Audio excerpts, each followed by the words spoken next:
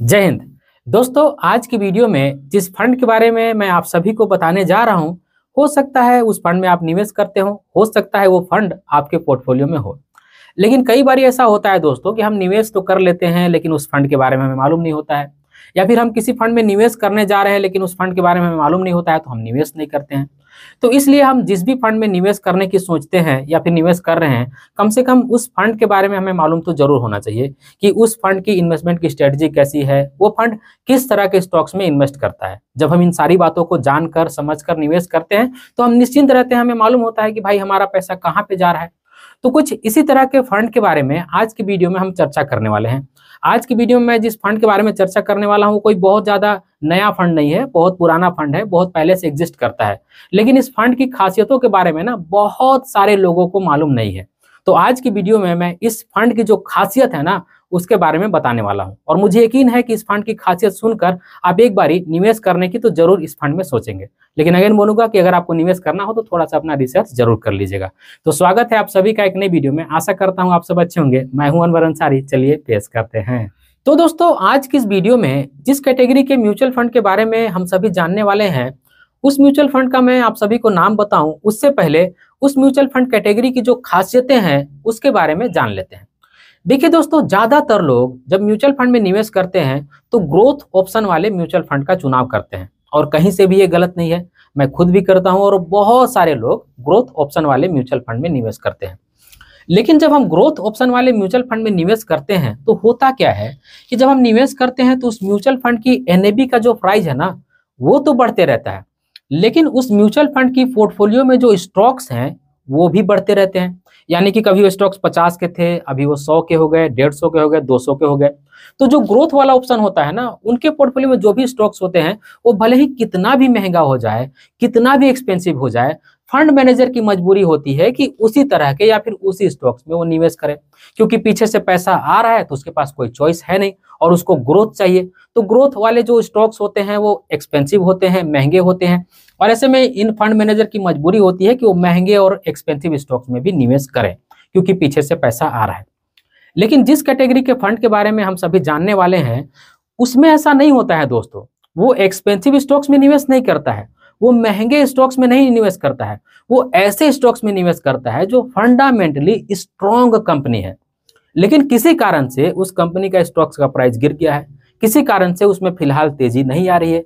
इस तरह के स्टॉक्स में ये म्यूचुअल फंड निवेश करता है। सपोज कीजिए कोई म्यूचुअल फंड है, कुछ दिन पहले उसमें अच्छी खासी तेजी हुई थी, अभी उसमें गिरावट हो गई और कुछ दिनों से गिरावट ही देखने को मिल रही है। स्टॉक मार्केट और बहुत सारे लोग उसको अवॉइड कर रहे हैं, लेकिन म्यूचुअल फंड हाउस के रिसर्च में ये समझ में आ रहा है कि ये जो स्टॉक्स है ना ये अच्छा है, आगे चल करके इस स्टॉक्स में हमें अच्छा रिटर्न मिल सकता है। तो जिस म्यूचुअल फंड के बारे में अभी चर्चा कर रहा हूँ वो म्यूचुअल फंड इस तरह के स्टॉक्स में निवेश करता है। या फिर कोई ऐसा स्टॉक्स है कुछ दिनों पहले तक तो ठीक चल रहा था, लेकिन अभी उसमें गिरावट आ गया और लगातार कंसोलिडेशन मूड में वो चल गया है, यानी कि ना उसमें बहुत ज्यादा तेजी आ रहा है ना बहुत ज्यादा उसमें मंदी आ रहा है, एक ही रेट पर लगातार ट्रेड कर रहा है। लेकिन फंड मैनेजर को लगता है, उनके रिसर्च में लगता है कि इस स्टॉक्स में भाई हमें आगे चल करके अच्छा खासा रिटर्न मिल सकता है। तो वो फंड मैनेजर क्या करता है कि इस तरह के स्टॉक्स में निवेश करता है। तो जिस कैटेगरी के म्यूचुअल फंड के बारे में मैं आप सभी से बातें करने जा रहा हूं वो ऐसा बिल्कुल नहीं है कि जो एक्सपेंसिव स्टॉक्स हैं, जो महंगे स्टॉक्स हैं उनमें निवेश कर दे। वो जो कैटेगरी है ना वो वैल्यू फॉर मनी, सस्ते स्टॉक्स, इस तरह के स्टॉक्स में निवेश करता है। इसका मतलब ये बिल्कुल नहीं हुआ कि वो कंपनी, वो म्यूचुअल फंड खराब स्टॉक्स में निवेश कर रहा है। फंडामेंटली जो बहुत ही अच्छे स्टॉक्स हैं, स्टॉक मार्केट ने किसी कारण से उन्हें अवॉइड कर दिया है, अभी वो सस्ते प्राइस पर मिल रहे हैं, इस तरह के स्टॉक्स में निवेश करता है। अब चलिए हम नाम भी जान लेते हैं कि वो कौन से म्यूचुअल फंड है जो इस तरह की इन्वेस्टमेंट की स्ट्रेटजी को फॉलो करते हैं। तो दोस्तों, जिस फंड के बारे में मैं आप सभी से बातें कर रहा हूं या फिर इस वीडियो में जिस फंड के बारे में मैं आप सभी को बताना चाह रहा हूं वो फंड है कॉन्ट्रा फंड, या फिर कह सकते हैं वैल्यू फंड। जैसे में SBI कॉन्ट्रा फंड, जैसे में ICICI prudential value discovery fund. दोस्तों, ये वो फंड होते हैं जो अपने पोर्टफोलियो में एक्सपेंसिव या फिर महंगे स्टॉक्स नहीं रखते हैं। ये फंड ऐसे स्टॉक्स का चुनाव करते हैं जो ऑलरेडी गिरे हुए हो, जो फंडामेंटली स्ट्रांग हो, लेकिन वो सस्ते प्राइस पर मिल रहा हो। किसी कारण से स्टॉक मार्केट उन्हें अवॉइड करके रखा हो, उन स्टॉक्स को पसंद नहीं कर रहे हैं।